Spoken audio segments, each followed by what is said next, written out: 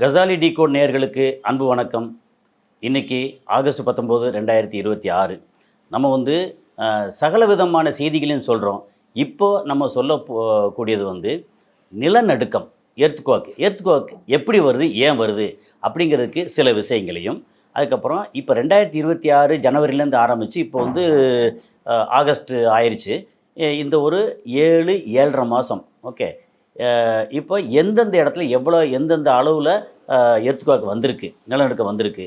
அதுக்கப்புறம் Chennai prone to எர்த்குவாக்கா எப்படி என்னங்கிற விஷயத்தையும் ஒரு மாதிரி இந்த 3 ஸ்டேஜாக சொல்ல போகிறோம். இப்போ எர்த்குவாக் நிலநடுக்கம் ஏன் வருது அப்படின்னு சொல்லியாச்சுன்னா, நமக்கு முன்னாடி ஆதி காலத்துலேயும் சொல்லப்பட்டது என்ன அப்படின்னா, இந்த மாதிரி பிளேட்ஸு, டெக்டானிக் பிளேட்ஸு, அந்த பிளேட் எல்லாம் ஒன்றுக்குள்ளே ஒன்று அப்படியே ஒரு மாதிரி நகர்ந்துக்கிட்டே போகுது. சில நேரம் கொஞ்சம் வேகமாக நகண்டுச்சுன்னா வேகமாக முட்டி அப்படியே இமயமலையாக வருது. அப்புறம் இங்கே ஆப்பிரிக்காவும் இந்தியாவும் ஒரே இடத்துல இருந்தது, ஆஸ்திரேலியா கொஞ்சம் முன்னாடி இருந்தது.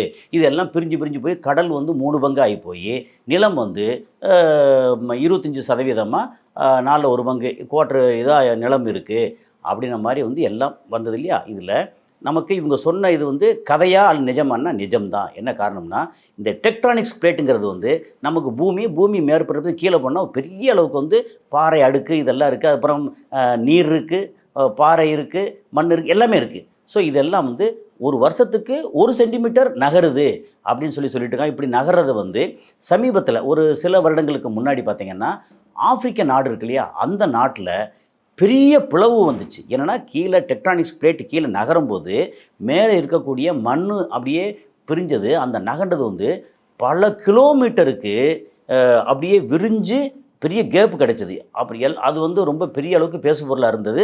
ஏன்னா இதுதான் இயற்கை, இது இப்படி தான் நடக்கும். அப்போது அதில் என்னென்னா, ஏன் விரிஞ்சது அப்படின்னா, கீழே பிளேட் நகரும் போது இது ஆட்டோமேட்டிக்காக அந்த பக்கம் பிளேட் நிற்கிது, இந்த பக்கம் பிளேட் நகருது.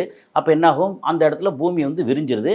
அந்த விரிஞ்சதோட அந்த கேப் இருக்கு இல்லையா, அதுவே சில அடிகள் தூரம் 2 அடி 3 அடி 5 அடி அப்படின்னு அத்தனை அடி விரிஞ்சிச்சுன்னா என்ன ஆகும், அது ஒரு தனியாக கால்வாய் மாதிரி இது மாதிரி அப்படி போயிடும். அந்த மாதிரி நிலம் எப்போவுமே இயற்கை அது தன்னை ஆசுவாசப்படுத்திக்கிறது, மூவ் பண்ணிகிட்டே இருக்குது, மூவிங்லேயே இருக்குது. அதில் நம்ம ஒரு பக்கம் கீழே இருந்து இந்த ஆயில் ரொம்ப உறிஞ்சிக்கிட்டே இருக்கும். டெய்லி எத்தனை கோடி பேரல், ஒரு பேரல் 159 லிட்டர். அப்போ எத்தனை லிட்டர் நம்ம உறிஞ்சிக்கிட்டு இருக்கோம். சொல்லப்போனால் 100 கோடி லிட்டர் அப்படின்ற மாதிரி உறிஞ்சிக்கிட்டு இருக்கோமா.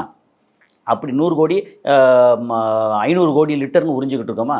அவ்வளோ உறிஞ்சிக்கிட்டே இருந்தோம்னா கீழே எம்டி ஆகும்ல. அந்த எம்டி ஆகிற இடத்த கேப்பை ஃபில் பண்ணுறதுக்காக அது அட்ஜஸ்ட் ஆகும்போது அந்த இடத்துல ஒரு சின்ன குலுக்கம் வரும் அப்படிங்கிறதான். ஓகே, இப்போ நமக்கு எர்த்குவாக் ஏன் வருது அப்படின்னு சொல்லலாம். அந்த இது சொன்ன அந்த டீட்டெயில் சொல்லிடுவோம். Earthquake happens when giant puzzle pieces of the earth outer layer called tectonic plates suddenly slip and release built up stress. அதான் இது நம்ம சொன்னது. அதுதான் அதில் டெக்டானிக் பிளேட் இருக்குது. அதுக்கப்புறம் these plates float on hot flowing rock in the mantle. அதுக்கப்புறம் they move very slowly just a few centimeter each year. இப்படிங்கிறது இதுக்கான டீட்டெயில்.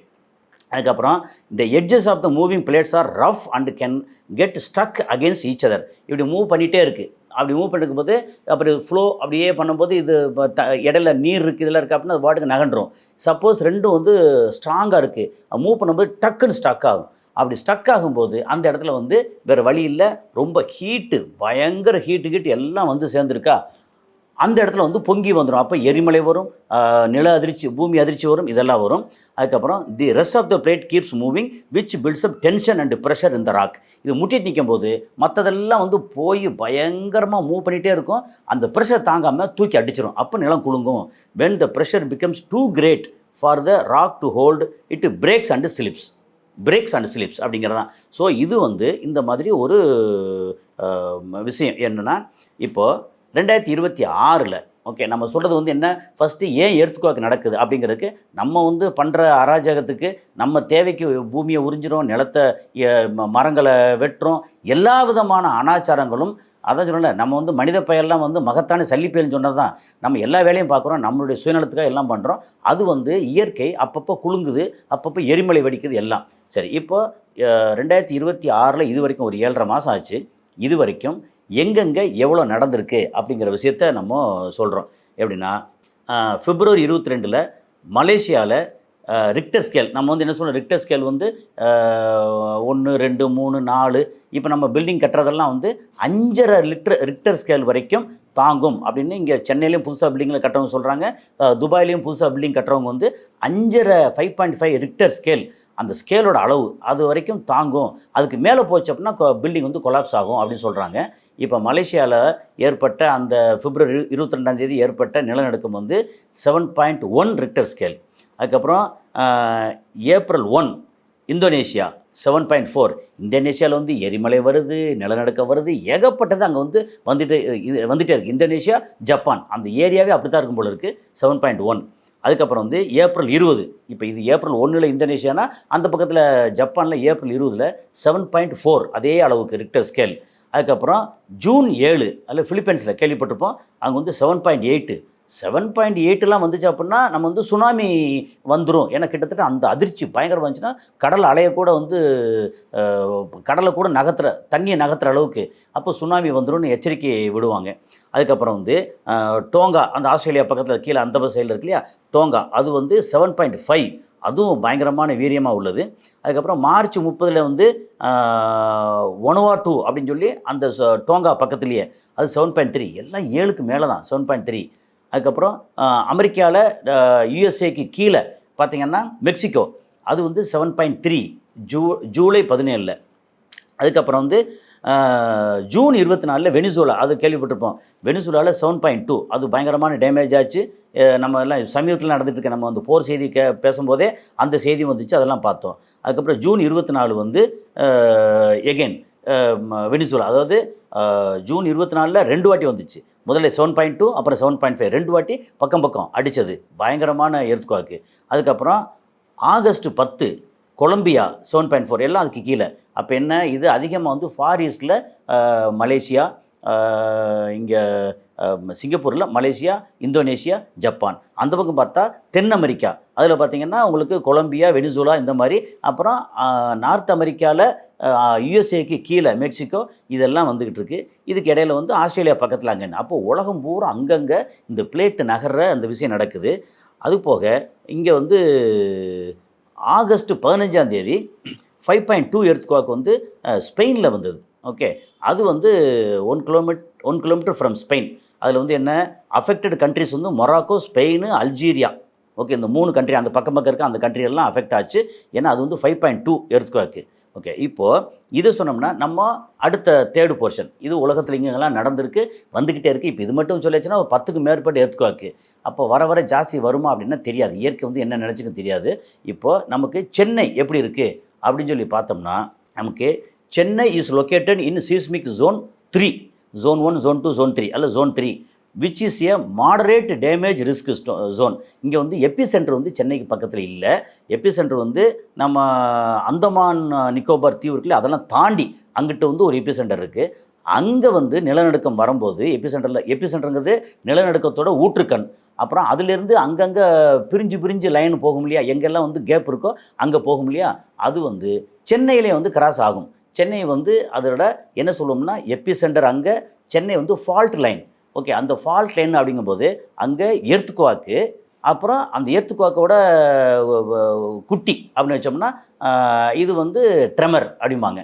அப்போ வந்து அதே நிலநடுக்கம், இது நில அதிர்ச்சி. ஓகே, அது பயங்கர நடுங்கும், இது லேசாக அதிரும் அப்படிங்கிறதான் வித்தியாசம். இதில் சென்னையில் வந்து நான் வந்து கேள்விப்பட்டிருக்கேன். நான் கேள்விப்பட்டேன் என்ன, இங்கே கல்பாக்கம் அணுமின் நிலையத்தில் ஏற்கனவே சொல்லியிருக்க முன்னாடி வேறு ஒரு சொல்லியிருக்கேன். கல்பாக்கம் அணுமின் நிலையத்தில் அங்கே வந்து எப்படின்னா 24 மணி நேரமும் இந்த சீஸ்மிக் சென்டர், சீஸ்மிக்னா என்ன, இங்கே வந்து ரேஸை வந்து அனுப்பும்போது அந்த இது இருக்கு இல்லையா கதிர்களை வந்து அனுப்பும்போது அது எப்படி போகுதுன்னா இங்கே பாறை, தண்ணி எல்லாத்தையும் கடந்து கீழே வரைக்கும் போகுது. போகும்போது போகிற வேகத்தில் கரெக்டாக வந்து ரிட்டர்ன் கரெக்டாக கிடச்சதுன்னா ஒரு பிரச்சனை இல்லாமல் போகுது. அது போகும்போது ஏதாவது ஒரு சின்ன அதிர்ச்சி இருந்துச்சுன்னா இங்கே வந்து இந்த கிராஃப் வந்து மேலே காமிக்கும், இல்லைன்னா இந்த கிராஃப் வந்து ஸ்ட்ரைட்டாக போய்கிட்டே இருக்கும், பெரிய அளவுக்கு இல்லாமல். அப்போது சீஸ்மிக் ரேஸ் அந்த சீஸ்மிக்கு கீழே அனுப்புகிறாங்கன்னா அது எந்த அளவில் நமக்கு வந்து சொல்லுது அப்படின்னா நம்ம வந்து ரொம்ப அப்படி ஆச்சரியப்படுற அளவுக்கு சென்னையில் ஒரு நாளைக்கு குறைஞ்சது 200 முறை நில நில அதிர்ச்சி, நிலநடுக்கம் இல்லை, நில அதிர்ச்சி அப்படி வருது அப்படின்னு நான் வந்து நேராக பார்த்துருக்கேன். அங்கே வந்து பார்த்தா லேசாக அந்த அந்த கிராஃப் நம்ம வந்து இசிஜி மிஷின் எல்லோரும் பார்த்துருப்போம், ஹார்ட் பீட்டு பண்ணுறது, கிட்டத்தட்ட அது மாதிரி தான் அந்த கிராஃப் வர்றது. இது அப்படியே போய்க்கிட்டே இருக்கும். இப்போ கீழே போகிற இடத்துல வந்து அங்கே லேசாக சின்ன அதிர்ச்சி வந்தால் கூட அப்படி ஆடும், அப்படியே போகும், அப்படி ஆடும், அப்படியே போகும். கொஞ்சம் வேகம் அடிச்சு வச்சுக்கலாம், வேகமாக ஆடும். அந்த வேகமாக அந்த வரையும் இல்லையா, அதோட அளவு பார்த்தோம்னா ரிக்டர் ஸ்கேலில் வந்து 1, 1.5, 2, 2.5, 3, 4 அப்படின்னு வரும் இல்லையா. அது எந்த அளவுக்கு ஆடுதோ அப்போ கீழே வந்து எவ்வளோ ஆட்டம் இருக்கோ அதுக்கு ஏற்ற மாதிரி இந்த கிராஃபும் மேலே கீழே இறங்கி ஆடும் அப்படியே. ஓகே, இதுதான் வந்து அந்த கிராஃப். அதை நான் பார்த்துருக்கேன். அப்போ பார்த்தா அங்கே சொன்னது சென்னையில் நம்ம வந்து தமிழ்நாட்டில் எடுத்தாச்சுன்னா சென்னை வந்து முக்கியமான இடம், அதுக்கப்புறம் வந்து கூடங்குளம் முக்கியமான இடம். ஏன்னா 2 இடத்துலையுமே நமக்கு அணுமின் நிலையம் இருக்குது. ஏன்னா அணுமின் நிலையத்தில் ரொம்ப பெரிய அளவுக்கு எர்த்குவேக் வருதுன்னு வச்சுக்கங்களேன், அந்த கலன் இருக்கு இல்லையா, எது நம்ம ரியாக்டர் கலன் இருக்கு இல்லையா, அது வந்து வெடிச்சதுன்னா வந்து மொத்தத்துக்கு காலியாயிரும். அப்போ டக்குன்னு வந்து ஆஃப் பண்ணணும். அதுக்கு எல்லா விதமான பாதுகாப்பு எல்லாம் வச்சுருக்காங்க. அதையும் மீறி எர்த்குவேக் நிலநடுக்கங்கிறது அப்படிங்குள்ளே வந்து சேர்ந்துருமா, அப்படி வர்ற மாதிரி சின்னதாக வந்துக்கும்போது டக்குன்னு ஆஃப் எல்லாம் ஆஃப் ஆயிரும். அப்போ 24 மணி நேரமும் அங்கே கண்காணிப்பு இருக்குது. அந்த கண்காணிப்பில் அங்கே பார்க்கும்போது சொன்னது, நம்ம சென்னை வந்து ஒரு நாளைக்கு 200 முறைக்கு மேலே ஆடிக்கிட்டே இருக்குது. அதில் ஆடிக்கிட்டே இருக்குது. எங்கேயாவது ஒரு இடத்துல வந்து கொஞ்சம் வேகமாக போச்சு அப்படின்னா நம்மளோட ரிக்டர் ஸ்கேல் என்ன வருதுன்னா 0.75, 1, 1.25, 2, 1 அந்த மாதிரி வந்து 2லாம் வரல, 1.5 அந்த அளவுக்கு தான் நிறையா வந்துட்டு. 1.5 எல்லாம் நம்ம வந்து உணரவே மாட்டோம். பெருசாக நமக்கு எப்போ உணர்வோம்னா 2.5க்கு மேலே 3 அப்படின்னு வந்துச்சுன்னா என்னமோ லேசாக அப்படி ஒரு சின்ன ஒரு இது தெரியும். நடுக்கம்லாம் பெருசாக தெரியாது, லைட்டாக தெரியும். 4, 4.5 அப்படின்னு வந்துச்சுன்னா நமக்கு வந்து இந்த டீ டம்ளர் டேபிள் வச்சோம்னா அது கிடுக்கிடு அப்படின்னு லேசாக ஆடும். 4, 4.5. 5, 5.5 வரும்போதெல்லாம் கடகடன்னு ஆடும். நம்ம பில்டிங்கோட அந்த பில்லர் இருக்கு இல்லையா, பீமு பில்லர், அப்புறம் வால் கட்டியிருப்போம் இல்லையா, அதில் வந்து கிராக் விழுந்துடும். அது பீம் பில்லரில் பெருசாக கிராக் விழாது.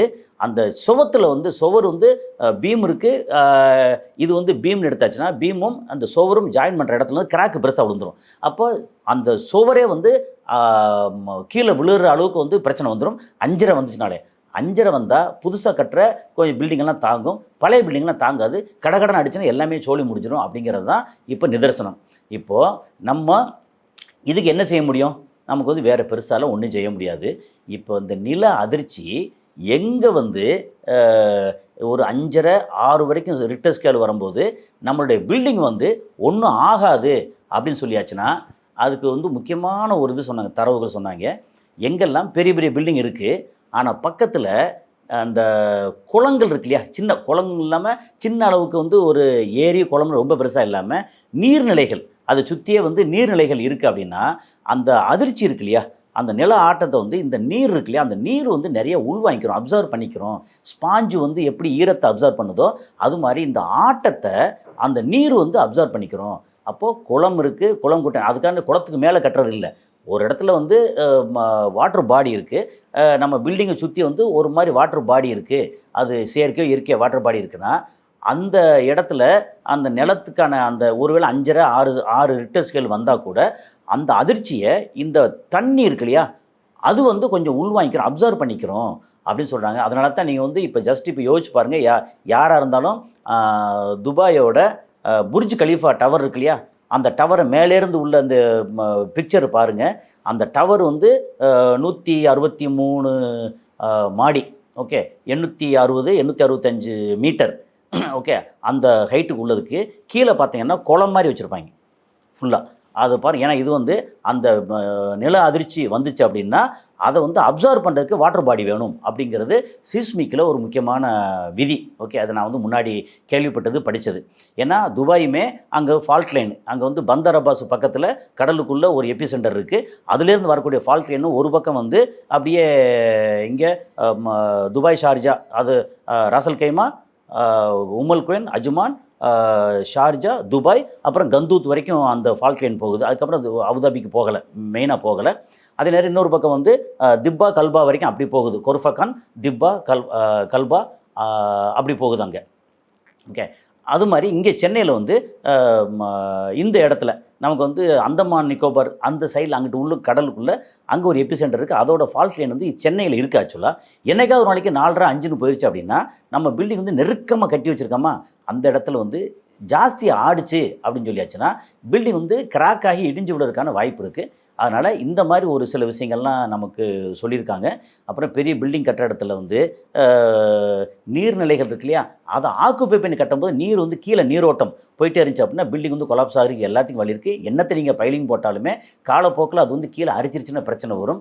அதனால் இயற்கையை வந்து நம்ம டேமேஜ் பண்ணாமல் நம்மளுடைய வாழ்விடத்தை வச்சுக்கணும் அப்படிங்கிறதான் இந்த எர்த்குவேக் வந்து மனிதனுக்கு இந்த இந்த பூமிக்கு எப்போவுமே ஒரு பெரிய அளவுக்கு ஒரு என்ன சொல்கிறது த்ரெட்டு தான். ஓகே, அதனால் நம்ம வந்து இயற்கையை பால்படுத்தாமல் முடிஞ்ச அளவுக்கு நல்ல விதமாக பண்ணணும் அப்படிங்கிறது தான். ஸோ எனக்கு வந்து இதை சொல்லணும்னு தோணுச்சு.